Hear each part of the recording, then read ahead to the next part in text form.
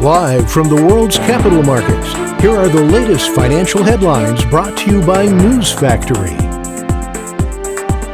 Hello and welcome to Friday's Daily Financial Report. The last session saw the dollar gain 0.6% against the yen. The MACD's negative signal contradicts our overall technical analysis. The Bitcoin-dollar pair skyrocketed 3.3% in the last session. The ROC's positive signal contradicts our overall technical analysis. The gold-dollar pair dove 1.4% in the last session. According to the CCI, we are in an overbought market. The oil-dollar pair dropped 0.5% in the last session. The Ultimate Oscillator is giving a negative signal. And now let's hear what our chief analyst picked up for us today. European stocks sold off sharply after Russia began an attack on Ukraine, tipping a long-standing diplomatic crisis into a military conflict.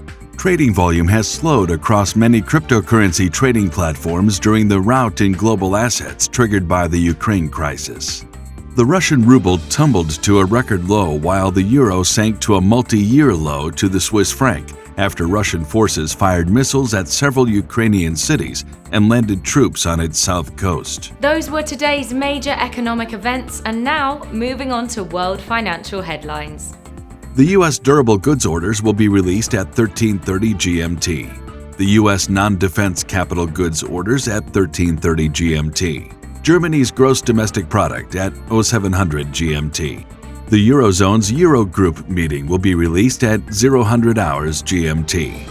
Japan's coincident index at 0500 GMT. The UK's GfK consumer confidence at 0000 hours and 1 minute GMT. We hope that you've enjoyed Friday's market outlook. On behalf of all of us here, we wish you a productive trading day.